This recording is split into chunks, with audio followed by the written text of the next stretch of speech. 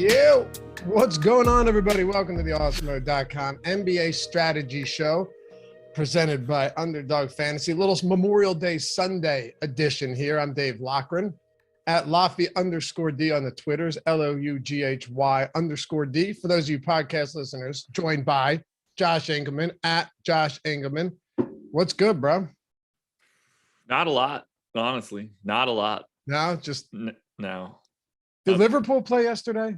They did. I'm assuming by your reaction they lost. You'd be right. Okay. I also assume you weren't happy about that. No, I was not. Okay.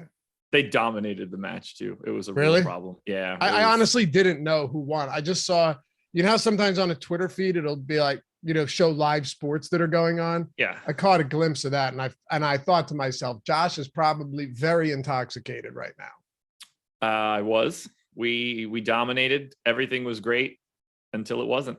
Yeah. And them's the breaks. Yeah, it sucks, dude. Brutal. All you get is it was really hangover. brutal. It was sad. It was sad. Well, we also didn't get Boston in 6, so we're doing a show on a Sunday, but that's okay because it can be fun. Plus, I have no idea what's happening with this series right now. I had Boston in 6 before the series started. Wasn't anything crazy, you know, that of any of the how many games will be played, that did have the shortest odds. Yeah. But Josh, if you told me not only would they not win game 6 at home, or sorry, not only would they not cover, which was, you know, whatever, 8.5 points, but they would lose by 8 points by a team in Miami that for the last 2 games looked like they had given up. I mean, what an insane single game resurgence from Miami. I truthfully did not expect any of that to happen the other night. I did not either. No part of that made any sense to me at all. I thought they were dead in the water. Me just too. Like they're running out of bodies. Like clearly Lowry was hurt. I mean, clearly Butler was hurt. I'm going to assume that we're going to find out after this season is over that Bam Adebayo is somehow hurt, and none of it mattered. None of it mattered. No, Miami just was like, all right, we're going to play everybody. We're going to play 7 guys, all of the minutes, and we're going to beat Boston when they're healthy. It was Kyle Lowry insane. played 37 minutes before he fouled out. 37 and then he kept playing after he fouled out. Yeah. Good defense on Horford. And Butler, a remarkable performance. And he hit 4 threes. He shot 50% from 3. There's 16 of 29 from the field, perfect from the stripe, 9 boards, 8 assists. I don't know what to say to 5 stocks. I don't know what to say. It's one of the best basketball games you'll ever see played. Yeah. And I can't wait. And not just one of the best games, but in the situation that it was in made it even more impressive. You know, game 6 on the road, you know, save your season. It's as good of a game as you can ever find. Yeah. Like, you know, TD Garden was rocking and he just shut them up. Crazy. I think it's more intense because he had scored 19 total 2 games before that. His shooting was putrid, 7 for 32 in those games, and then just came in and lit it up. I guess he's healthy. I guess he wasn't lying. But you know what's going to happen? You're going to get people. I know this because you and I did shows together we did Thursday, but we talked about Butler, and then Adam and I had Friday. And there's a conversation surrounding Jimmy. But oh no, I was watching your strategy show with Adam on Friday, and then we followed it up. And the conversation surrounding Jimmy Butler being a shooter versus scorer. Not a good shooter, but naturally he goes 4 for 8 from 3. Insanity. Naturally. Yeah, you could take him a full series to make 4 threes. Well, yeah, it had. It literally had. He was 2 for 12 in this series before that game. 2 for 12. So now he's 6 for 20. Yeah. Still terrible. Exactly. He's going to need like 5 more of those games. Yeah. Good to know that he's shooting exactly the way that we expected him to. And for what it's worth, I've said it a million times. I love Jimmy Butler. I want to see Butler get a ring. I would love that. I'm a big fan. I don't blame him for leaving Philly. As a matter of fact, he should have. You know, he gets blamed for a lot because of the Karl Anthony Towns nonsense, but I don't know. based on Karl Anthony Towns' antics that we saw in that Memphis series, I'm not so sure Butler was wrong about that either. No. I don't know. I like the guy. I hope he wins. And now that Boston didn't win in 6, I'm pulling for Miami. You're not, because you hate Tyler Hero, which is ridiculous. No, I'm not, because I want the best team to move forward, and I think that's Boston. I mean, okay. Put it this way: not if they lose. I'm gonna light chat up on this one right now. Boston is the better team, no matter what happens today. Dude, the winner of the series has nothing to do with who the actual better team is, and the better team is Boston. But you can't, unequivocally, Josh. You can't quantify grit. It's not even close. You can't quantify grit. It's not close right now. Pure grit, determination. If Miami wins, they have it. Can't project for that, pal. That's you're saying this to be like, oh, they're clearing away the better team, even if they lose, is crazy. It's crazy. It's Miami 100% true. No, to say that they're like far and away the better team is nuts. They are. You're saying by a wide margin. Yeah, I think so. That's just absurdity. The Boston Celtics are 2.5 point favorites in Miami today. So I know 4 on a neutral floor. That's a big gap that doesn't get closed with one game. But to act like, okay, first of all, lines adjust throughout a series. Sometimes they adjust significantly because a team is playing better or worse than they were projected for. What I'm saying is they haven't had Tyler Hero. They haven't looked good, but last game still without Hero. Jimmy Butler clearly looking a little healthier, and Bam Adebayo, as you mentioned, probably playing hurt as well. To tell me that they're just not even close to as good a team as Boston if they win in 7 is crazy. Yeah, well, because the games don't matter at all. I see the line. Boston, better team, not close. The games don't matter at all. They don't matter at all. Right. Because lines can't be, that's just crazy talk, man. They don't matter what you're saying. They don't matter at all. I know what you're saying, right? Like I understand the basis of what you're saying. The words that are coming out of my mouth are factual, but is what you're trying to say, right? No, what I'm saying is without games, you don't get lines. What do you mean? So of course the games matter. The lines are set based on games that have been played.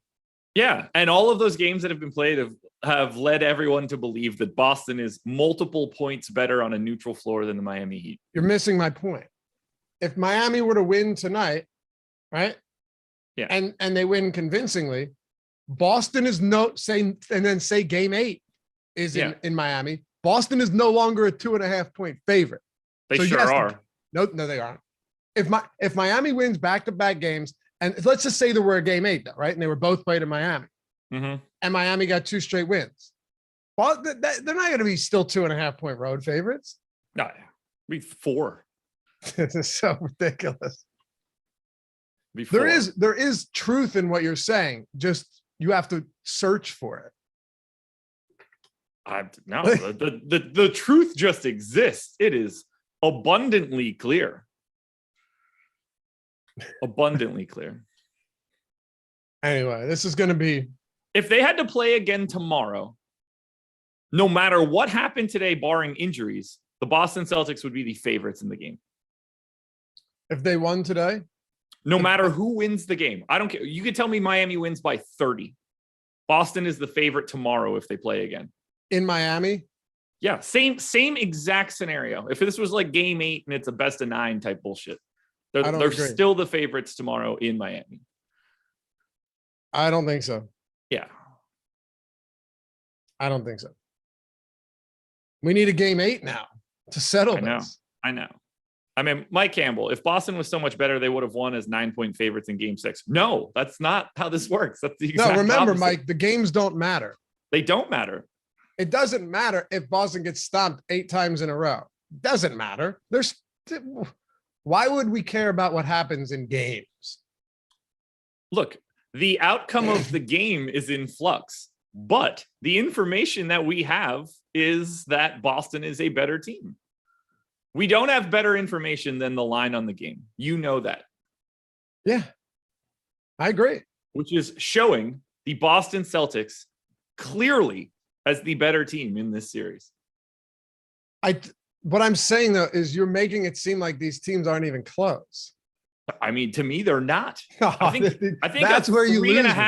3.5 to 4 point gap on a neutral floor is a gigantic gap. But you always go a little bit too far. Is that crazy? A 3.5 point gap is gigantic. That's not even like a bit for me. Yeah, but this is in Miami. So on a neutral floor, it's call it 3.5, 4. That's a lot. Home court, I think home court's like 2.8. Okay, you're making my point even more then. No, I was trying to discount it and only give it a point. No, okay. All right. So, all right, hear me out. Right? Hear me out. Yeah.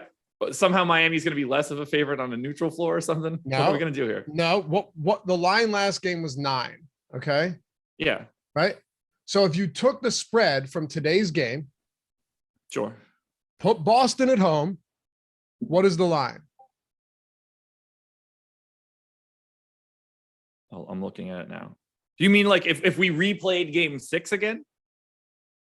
But we know the result. No, I'm saying take the spread right now. Right. We're approaching game 7 just like we approached game 6. We're back in Boston again. Yeah. I think the line for today would be 8. But then why wouldn't the same spread be resembled in this game? I think that we have more ambiguity on the status of Tyler Hero. What? I think we have more ambiguity on the status of Tyler Hero. You really think it would be 8? I'm not saying the line's going to go from 9 to 3. Yes, I think the win and the status of Tyler Hero is enough to move that line a point right now. Right. I would not be surprised if this line, by the time we get to the game, goes from 2.5 to 3. Okay.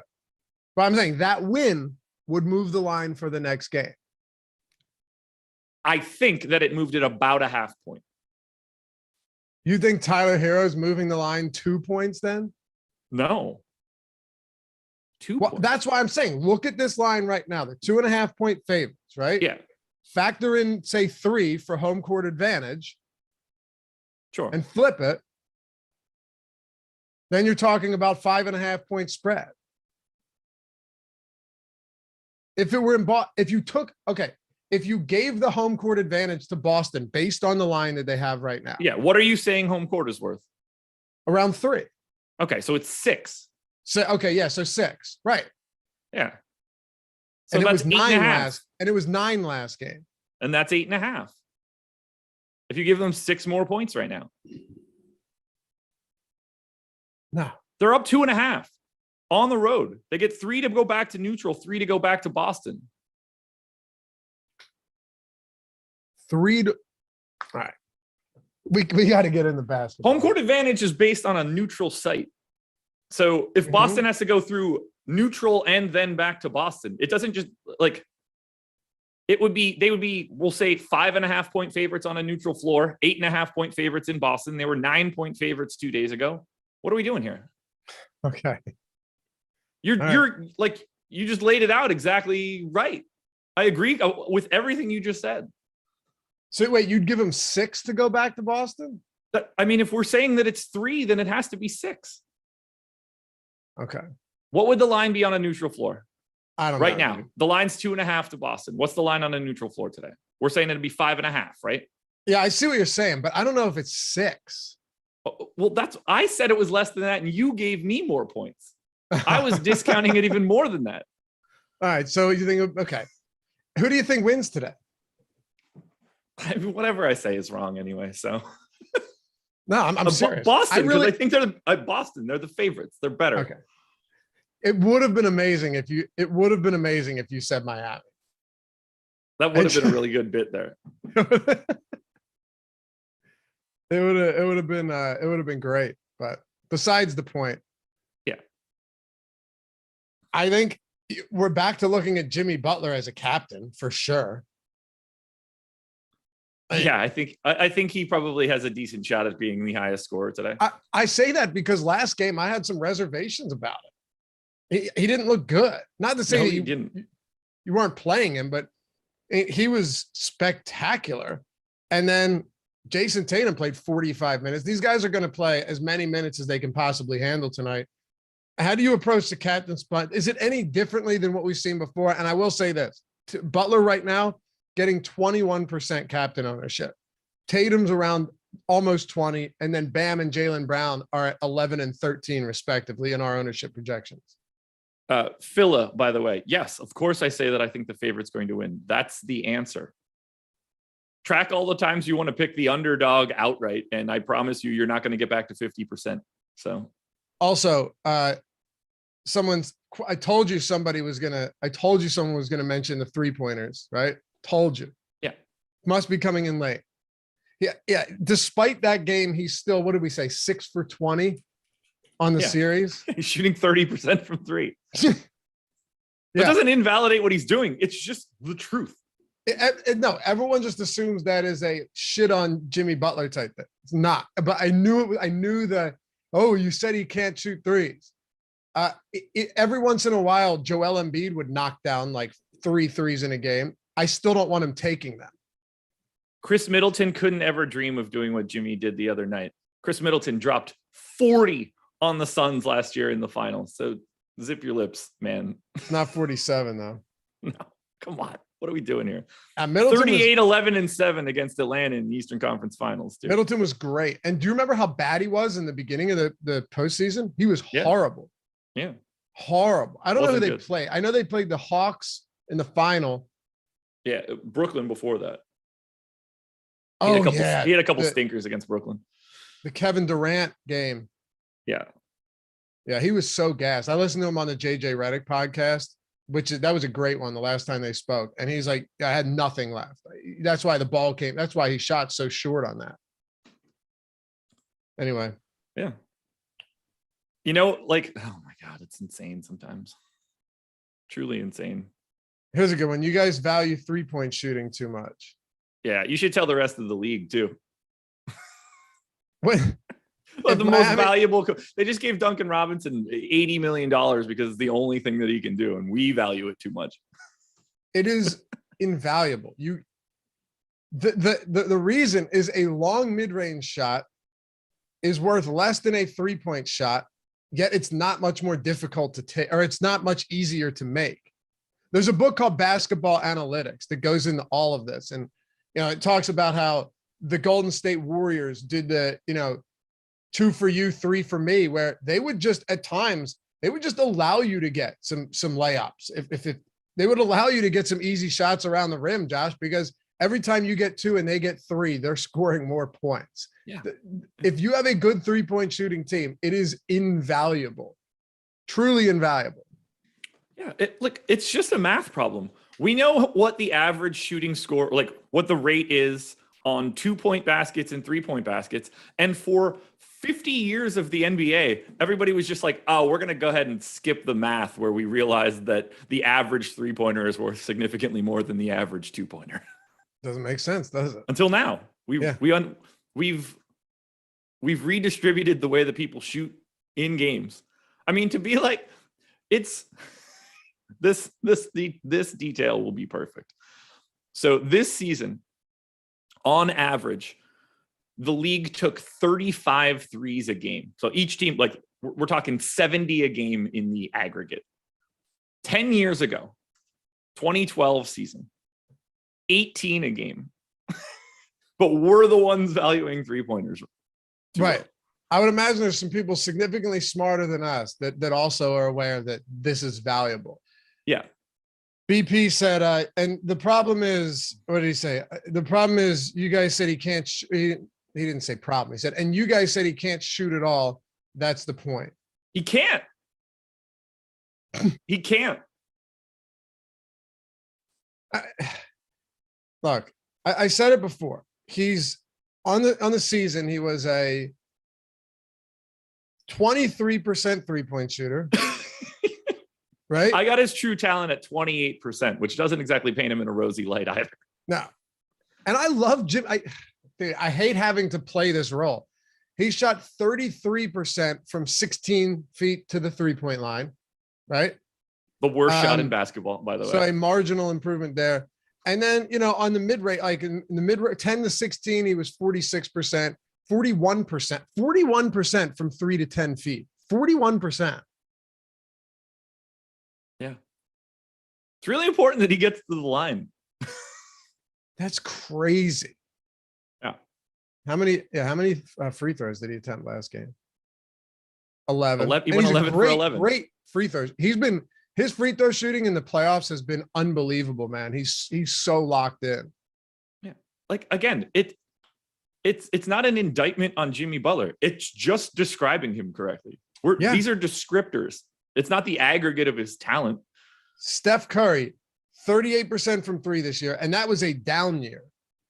41% from 16 feet to the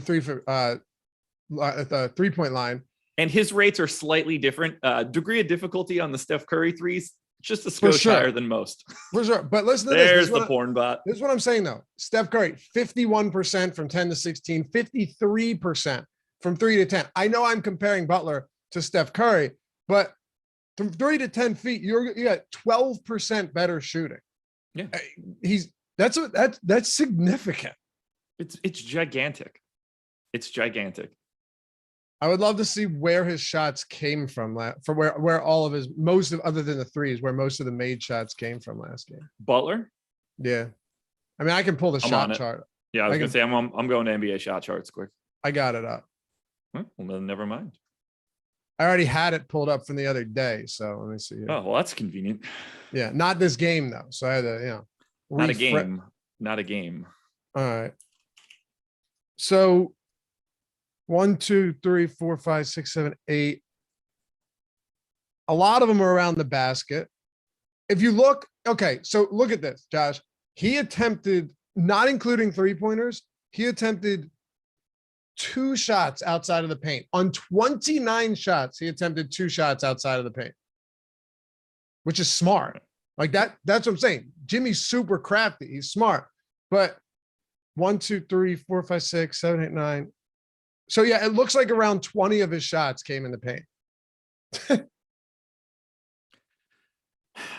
feel like I'm in the twilight zone. Could have sworn long twos were jump shots, which is shooting, no matter how inefficient it may be. No, the inefficiency is the whole descriptor here. Yeah. But I don't care that he does shoot them. I care how well he shoots them, which is not well. Correct. And yeah, of course they're factored in the shooting. We're not saying that. He's also not great at that part either. That was what I literally just compared. It was right. Exactly. I'm pulling for Jimmy. Just know though, that if he, and for what it's worth, I'd rather him jack up 8 threes than take 19 footers, but yeah, like if he's going to continue to shoot from 18 feet to the 3-point line, take another step back. It's worth more points and you're just as shitty at it. Yeah. And just get into the paint. He's amazing at getting to the basket. That's Jimmy's. Hey, I forgot to ask you guys, hit that thumbs up though if you haven't done so yet. Subscribe to the channel. Hanging out on Memorial Day weekend here. You doing anything today? Yeah. Back to the beach house after this show. Nice. All right, good stuff. When it comes to this slate though, it does at this point feel kind of self-explanatory, but do you think Hero plays or not? Wouldn't be surprised if he tried to test it and then never got back out there. We have so little information on him. Everything that I keep reading is that nothing's good. So I left him out of my projections, but at this point, who knows? It's game 7. So like, it's not like you're having like an active body issue. Like he might just be active, whether or not he could play or not. I have no idea. Okay. Yeah. I don't either, but even if he does, I'm really not sure how effective it's been slightly over a week since he did this. It's normally a 2 to 4 week recovery time. So who knows, man? I certainly don't. What I do want to know, because you could tell me all day, or I could tell that Butler and Tatum at the captain spot. It's, you want to rotate it, fine. Do whatever you want. They're obviously good captains. I think Jaylen Brown, obviously a fine captain as well. Bam Adebayo, honestly, I mean, if he's going to play 40 minutes. I know. It's just, how unremarkable has he been? He played 41 minutes last game. He had less than half a fantasy point per minute. It's bad, man. It's bad. Right? It's puzzling to me. It's real bad. And I can't wrap my head around it. And this isn't just like a 2-game Jimmy Butler struggles. Maybe that knee was still bothering him a little bit thing. This has been like a prolonged situation for Bam Adebayo. Yeah, it's one of the weirder things that I can remember seeing in the playoffs for somebody that, like, we've seen them make runs. They went to the finals. He played well in those series. I'm waiting to find out that he's got like a torn labrum in his right shoulder, and that's why he just doesn't participate offensively.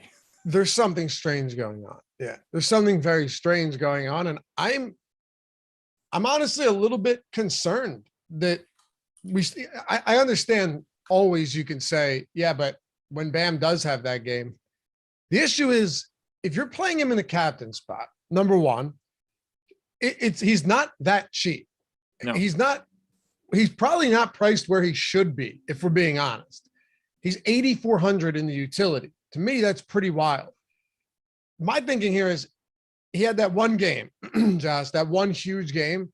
But outside of that, you're basically saying a good game from Bam right now, if you can get there, is 35, 40 fantasy points. And that's probably still not going to be enough at his salary. Probably not now. But like the weird thing is, I think we'll be on the same page here. He's the 4th highest raw projection on the slate, right? It's Tatum, Brown, Butler, and then Bam. There's nobody else that you could put ahead of him. So like he kind of slots into that spot by default. But like he's $1,400 cheaper than Jaylen Brown. But what do we project Bam Adebayo for in relationship to Jaylen Brown? It's probably closer than their salary suggests. No doubt. But so should it be, though, is the question. Like, do we not? I have no idea anymore. Okay, that's what I mean. Like, don't we eventually have to start accounting for what Bam Adebayo is or isn't doing on the court? Probably, yeah. You know more about that than I do. Look, here's the deal. I discounted him. Right, okay. As much as that I possibly could. I gave him 40 minutes. It's a closeout game 7 game. If this is competitive and Bam's not playing 40 minutes, I assume he's just in aggressive foul trouble. Sure. I gave him 18% usage. Isn't that crazy? And that might be high. Like I'm discounting that as much as I can. 13% assist rate, 15% rebounding rate. I mean, I've Bam Adebayo projected at 0.95 fantasy points per minute today. I can't, there's no way to go any lower than that. I know. Yeah, I know. Like, I don't think I have a rosy projection on Bam today, but if he's a guy that plays 40 minutes, we have to pretend like we don't think, like we didn't know he was something else before. I'm projecting him like he is right now, and it's still really good in 40 minutes. It sucks. It sucks. I don't like it. I'm not trying to be, this is one of these situations where when I say what I'm about to say, I'm not saying everywhere, but if I had to make, a single lineup decision, I still like Al Horford over Bam Adebayo. If I'm getting a discount, an $800 discount, he's going to play 40 plus. He's going to play the same amount of minutes as Bam. Barring foul trouble, assuming this game is close. Yeah, he only scored 3 points last game, but he's rebounding well. He's dishing out a ton of assists. He has some shot blocking upside, and at least he got some shots up. If you give me 8 to 10 shots from Al Horford and he plays 40 minutes again, 7,600, I'll go right back to the well there. I have no problem going to Horford. I think he grades out well. I have him quite a bit above our current ownership projections, both at the captain spot and at the flex spot. Look, the tricky part in games like this is we're going to get a consolidation of talent even more so than we did in game 6. You just kind of got to be right about it. Like, we didn't get as many minutes out of Grant Williams and Robert Williams this last time out. That could change. You could see that happen. But like Tatum, Brown, they're both playing 40 or more. Butler, Bam, I expect them to both play 40 or more. Butler conceivably playing 44 or more. Same for Tatum. Horford's playing 40 though, if this game's played. For sure. Probably. No question. I mean, I won't say no question, but I don't really think there's much reason to believe he wouldn't, because last game he was in foul trouble twice. Four and a half minutes into the game, 2 fouls. Comes back to start the second, plays 6 minutes, gets his 3rd foul. So he clearly lost a good amount of playing time there. Yeah. Well, yeah, absolutely. I gave him 36, which I don't feel really comfortable about, but I ran out of minutes for everybody else. Yeah. Like Robert Williams didn't play the entire 4th quarter. There was no reason he couldn't have come back out there. No. It's not like anything's been going wrong with Grant Williams. I got him in for 26 minutes as well. There's a couple of guys where it's just like, this could go a couple different directions. The thing with Horford is what I'm saying now is he has played or paced 40 minutes in basically every game. Now, of course, you have to factor some other stuff in, sure. Yeah. But I'm not saying you have to give him 40. But he's definitely, you look at those games, he played 39, lost a minute 50 to a blowout at the end, 33, 20-point blowout, 42, 33, 25-point blowout. So, yeah, I'm always willing to get there.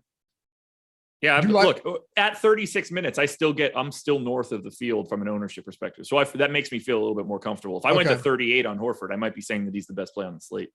How many minutes are you giving Bam? I am 40. Oh, so you are giving Bam 40. Okay. They don't have a Robert Williams and a Grant Williams, there's nobody behind Bam. They even took the previous center out. Mm-hmm. So I got you. They don't have that same sort of front court depth. I mean, the 3rd biggest player on the Heat is Jimmy Butler. Yeah, I know. I mean, actually, Jimmy Butler might be bigger than PJ Tucker, but we're talking from a height perspective. Yeah, he's not. Yeah, maybe clearly a little bit stockier. Tucker's like 6'7", 6'7", Tucker, I think. Something like that. Yeah. Tucker's been a starting center on many teams. Yeah. God, remember that? Remember how horrible of a rebounding team Houston was? That was the greatest. They seriously, one of the worst rebounding teams I've ever seen, and they didn't even care when Tucker was at the 5. Yeah. There's just so much space. I wonder why they wanted all that space. Definitely not to shoot 3-pointers. No, definitely wasn't that. Do you want to play Robert Williams today? Hope that you can get, 26 minutes and 3 quarters from him. Yeah, I guess. I mean, we're probably a little light on him from an ownership perspective. 26% at the flex. I don't like. I think there's a lot of upside in Robert Williams and not all that much downside. So I think he's going underrepresented too. The guy that I'm least interested in is probably Derek White at 6,200. Why? He's Derek White for one. Not exactly an offensive marvel.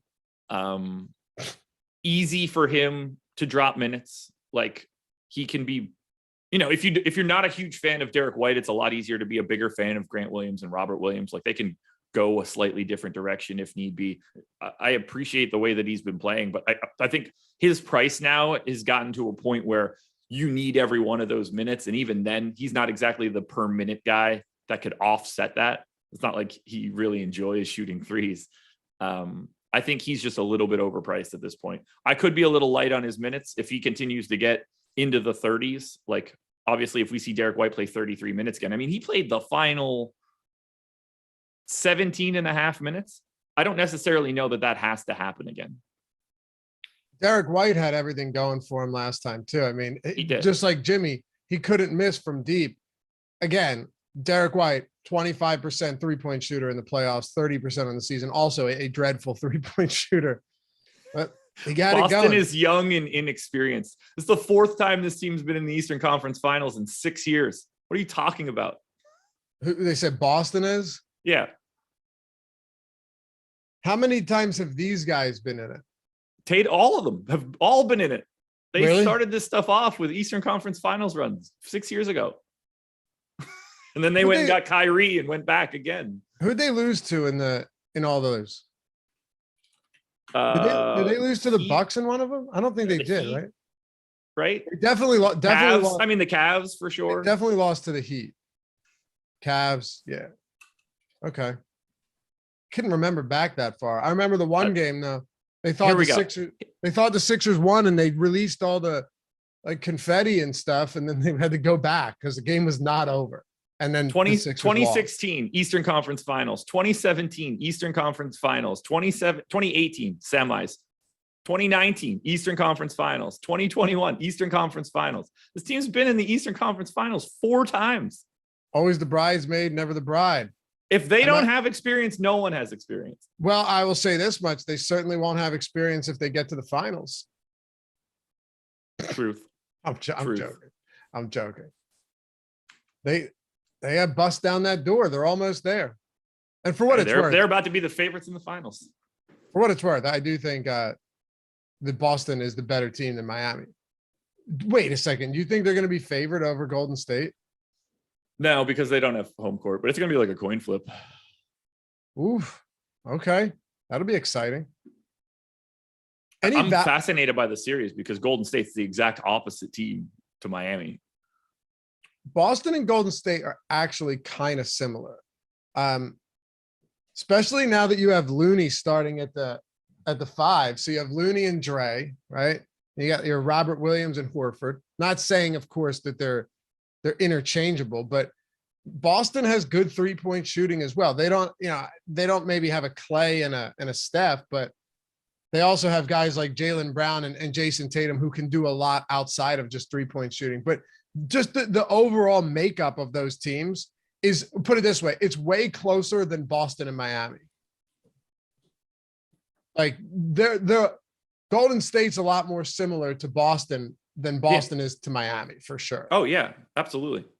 Should be a fun, if that is the finals, it's going to be a really fun finals. I'm looking forward to it. I hope it's not Miami for that reason, but I'd like to see Jimmy get one. That's the only reason. Anyway, Josh, you know we got some sick drafts going on over at Underdog Fantasy.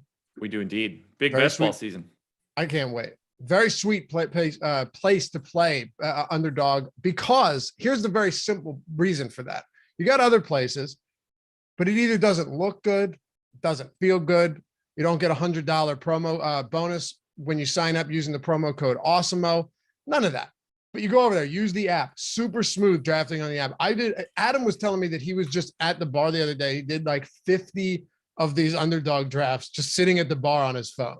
Right? Yeah, that's probably not the best way to do it. Probably not, but they don't take long. That's what's cool about it. There's no real time commitment. It's not like you have to sit down for a 3-hour draft, 3-hour snake draft with 3-minute timers. No, it's quick. Drafting's the best part of fantasy anyway. So if you haven't checked it out, use the promo code Awesemo. Get a first-time deposit match bonus up to $100, AWESEMO. And you get like $25,000 contest tonight just for basketball. They have basketball. They have prop contests. They have a lot of great stuff. UnderdogFantasy.com, or download it in the App Store, the Google Play Store. We should definitely start, once NBA is over, Josh, we got to start doing some drafts together, gearing up and do some drafts like we did last year. I guess. Well, you're going to have to do something. You like drafting on Underdog. I did. I just don't. I love the platform. I hate the NFL. I know you do. You give me some best ball drafts for the NBA next year, I'm going to crush those things. But I don't want to think about having to be like, okay, who's the 5th string wide receiver? The only way that I could win millions of dollars is to get that guy right in week 16. I've never done an NBA draft before. I've done fantasy hockey. I did fantasy baseball, hated it. Loved fantasy hockey, hated baseball, and fantasy football. Have you done a lot of NBA fantasy basketball leagues? No. Okay. Cause I was going to ask, how deep do you draft? Like what type are you drafting guys like, Bones Highland and Furkan Korkmaz? Well, those two guys are slightly different in why you would draft them. Bones could be, in theory, is an interesting pick because you can get a lot of minutes later in the season if he starts playing his way into that. Yeah, sure. And Jamal Murray was out the whole year. I understand that, but do you draft deep into rosters? You have to, but like more from a youth perspective. Gotcha. Yeah, that was definitely not the best comparison because Bones could have had some upside. Like that's the type of guy you reach on late in the draft, take late in the draft. Right. Any value you like down here? Hold on, I'm taken aback right now. The Warriors aren't great defensively is a sentence that was. Check the Warriors defensive rating. I mean, if they're not, I got nothing. Value, So Caleb Martin's the guy that I continue to have my eye on. Did not play in the second half of the last game, which scares the shit out of me. I don't know if they're going to try to go to 7 guys, but if he's 1,800 and not pulling any real ownership, that's appealing to me. I assume it's because we have Hero in right now that things are lower, but Caleb Martin is the guy that stands out most. I don't know if we see Duncan Robinson today. In the regular season, Boston had the number 1 defense, according to defensive rating. Okay. 106.2. Golden State, Josh, 106.6. Yep. Second by 0.4 of a point. Golden State's defense is extremely good. Yes, it is. Extremely good. Yes. So yeah. Sometimes just got to look at the numbers there. Evidently that Draymond Green guy, pretty damn good. Yeah, not bad. Not only that, but they're playing Looney a lot, which they're not playing him for offense. Certainly not. No, he's also an insanely good offensive rebounder. Kevon Looney, if you look at his offensive rebounding rates, man, they're nuts. If he played starter minutes throughout a season, I'm pretty sure he would come close to or would be leading the league in offensive rebound rate. Where does some of this come from here? They've been exposed in the playoffs. They're the only team that's definitely in the finals right now. Wait a second. They got exposed by winning in 5 in the conference finals? How did they get exposed is my question. Because this is a team that is literally mailed games in because they know that they're going to win the next game. They're 12-4 in the playoffs and have the second best point differential behind the obviously best team, Boston Celtics. Incredible. The obviously best team. Yeah, it's funny too. All of Boston's wins are by a lot of points. When they win by a lot. Yeah. But point differential though, I bet if you took that one game against Memphis out where they just literally mailed it in and lost by 50. I forgot about that game too. They'd probably be first. Not to say you can do that, but they clearly didn't even try. These are the comments that make me so happy. The idea of like acquiring knowledge from your computer being seen as some sort of negative is hysterical. Press refresh on your computer and regurgitate the information on your computer screen. Yeah, that's what I want to do. It's really hard to remember all of that shit. I don't have to do that anymore. It's in front of my face.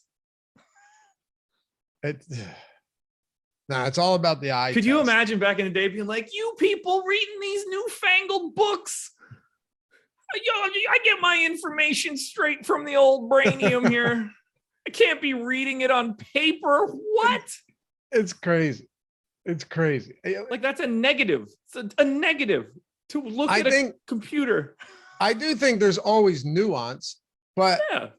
And Adam was talking about this the other day. I don't know if we were live or not, or we were just discussing. I think we're just discussing it, that some people think that projections are just like this magical computer that spits out numbers that you have no input in. Like, no, you still, like you said, with say Bam Adebayo, you could still knock down his minutes or his rates or whatever. If he's not playing well, you can still, and then it's going to affect the fantasy points. So yes, if you're saying this is what the projections say, it's still your input. Yeah, right. But people, Adam and I were talking about it. It was just like, well, we were wrong with our minutes. That's exactly the input. The projection was right. Right. Yeah, whatever. It's fine. And look, there's a lot of people that are new to this, and I get it. They don't know how projections are made. They don't have a background in it. That's fine. But sure. But we can't look if your head thoughts are so fantastic, track them. Yeah. If you're not willing to put any sort of paper trail on the things that you choose, then you're in no position to ever have this discussion.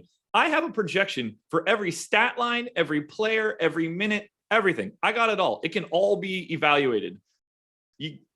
Where are the eye test people doing that evaluation? I mean, spoiler alert, they're not. That's not going to happen. It's the only way that you can try to get any better. If you're not tracking the things that you say, your opinions are worthless. Yes, they are.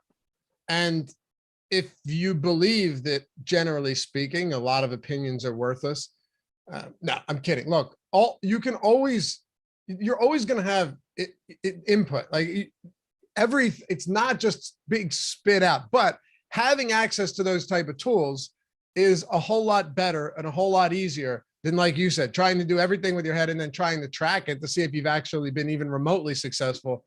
You can, however, get all of our tools for half off for the entire month using the promo code NBA Strategy Show. NBA Strategy Show, all caps, all one word. It's everything on the site. I'm not rattling off every single sport. I won't do that to you guys, but just know that if there are contests out there on DraftKings, FanDuel, Yahoo, whatever it is you play, we have content for it. We have all of the ownership projections, player projections, simulation tools, like the top fighter tools for MMA, top golfer tools, top pitcher, top stacks, boom bust tool, lineup builder. You can get the Fantasy Cruncher add-on if you want. 50% off. It's a huge discount for the entire month. NBA Strategy Show at checkout, all caps, all one word. Check it out. Oh, and be sure to join our premium Discord as well. Jump in there, join the Office Hours channel. On top of that, it's good stuff. All right. If we were to put a bow on this one, looking in some of the mid-range a little bit, Kyle Lowry, big game, 37 minutes last time. Let's just assume that, Hero plays, but is probably limited and not doing a ton. What are you doing with Lowry? What are you doing with Max Strus and some of these other mid-range guys or kind of value like PJ Tucker and Grant Williams? So Lowry, I think, looks interesting, but I certainly see some downside for him. They actually went to, Adam and I had talked about it for a little bit. They hadn't gone to a Gabe Vincent, Kyle Lowry backcourt together. They went 2 straight games. They were direct backups for each other. This most recent game, they actually did play alongside of each other, and quite a bit, in fact. That opens things up a little bit more for Gabe Vincent at 4,200. I don't know if the price is going to truly be there, but the fact that he can be alongside the floor with Lowry now, they've shown that they'll do that, at least opens him up a little bit. But I think Strus is going a little bit under owned at 6K. I'm mildly nervous about his minutes, but they don't seem to care at all. So I actually think Lowry and Strus are a little light from an ownership perspective. Maybe both of those things come up when we take Hero out. Okay. Yeah, I'm just looking at ownership now, and I'm not sure if anyone really stands out as under-owned. And usually in a game 7, that's not going to, you're not going to get that. But if Tyler Hero does sit, let's just say he's ruled out and we get that, it's entirely possible that he doesn't play, even though he's trying to play. If he doesn't play, is there anybody that you think at their current price points, since he's already missed 3 games, that is decent enough to get a good amount of exposure to? Say that again, because I was in chat. You're good. If Tyler Hero doesn't play, yeah, we already know that a lot of the salaries have been increased over the past 3 games because he's been out. So is there any meat left on the bone for some of these guys in the event that the Hero sits again? Just Caleb Martin to me. That's it. Okay. Yeah. And it's not so much meat on the bone. You're hoping he plays 10 minutes. He's 18. He's the only guy that is priced at a value price tag that you can see playing 10 minutes today. Okay. Duncan Robinson's already 2,400. There are no more sub 2K guys. Dedmon's out of the rotation. There aren't any other, Boston's certainly not. Boston's lopping Peyton Pritchard off at this point in time. I think Caleb Martin is the only guy that you can go to with a low price tag. God, that's ugly, man. Yeah. There's just nothing there. If we, let me see if I build a lineup with Butler at captain, what does it give me? Let's say I throw Butler in there, Jaylen Brown. Yeah. God, it's tough. Duncan Robinson, how many minutes does Robinson get, especially if Hero sits?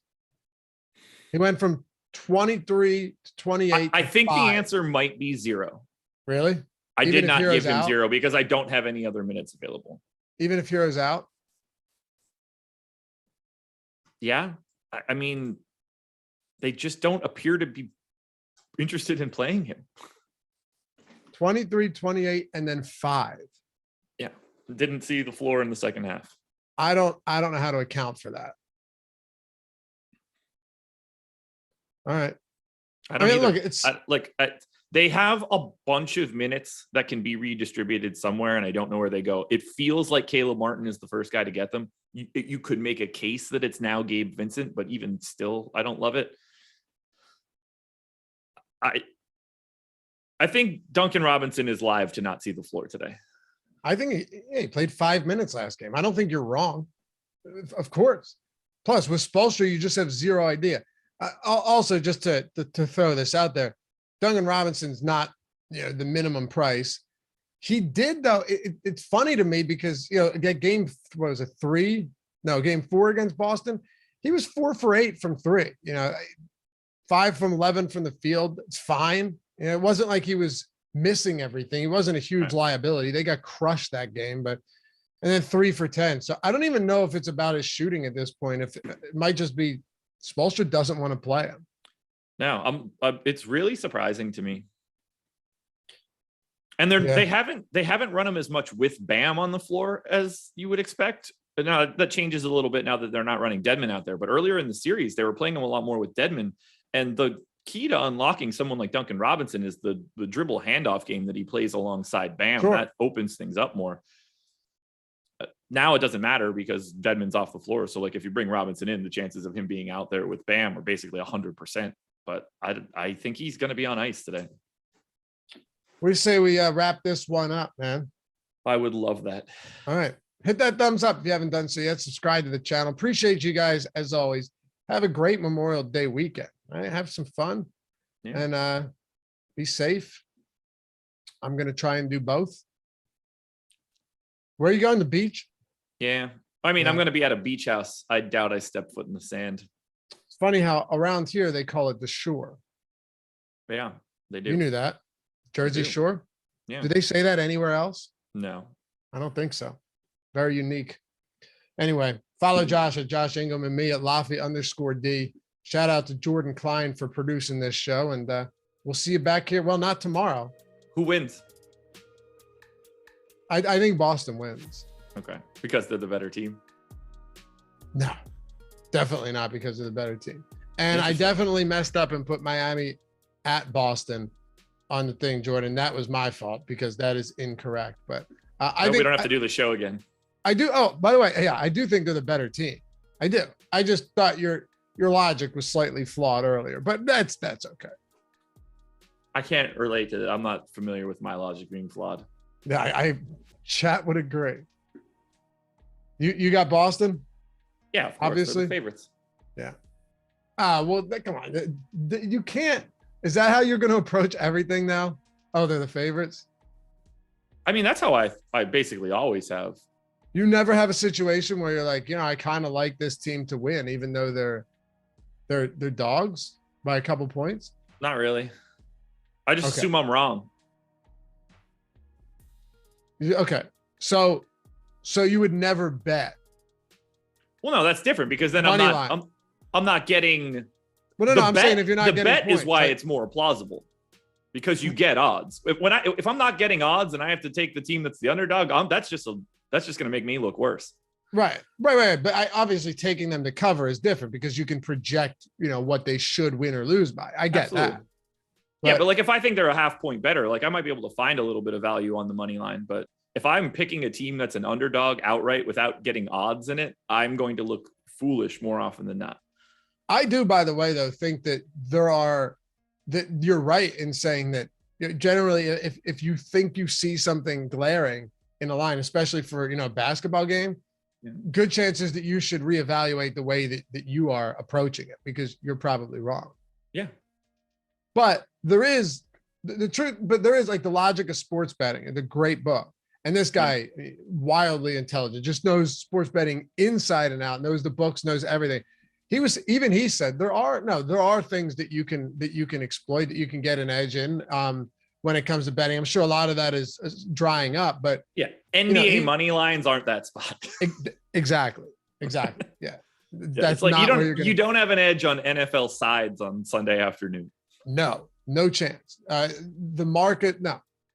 Those are not the type of markets that you're looking to get an edge in at all. Yeah. Props though are different. Props definitely get harder once you get to 4, 5, 6 games. Like it's just, but props are definitely, in my opinion, props are much better than betting sides and totals for the NBA. Any sort of high limit bet, like you're kidding yourself if you think you beat that. Of course. And yeah, they limit props for sure. But like you can get 200,000 down on a side in the NFL. Like, no, you don't. You didn't figure out the edge there. I promise. No. All right, let's go. We'll see you guys soon. Have a great weekend. We'll catch you back here. When's the first game of the final? Thursday. Oh, is it Thursday? Yeah. Oof. All right. Oh, dude, I got a baseball show tomorrow. Oh, beautiful. I'll tune in, and I'm sure I'll see you guys somewhere sometime soon. Thanks as always. Peace.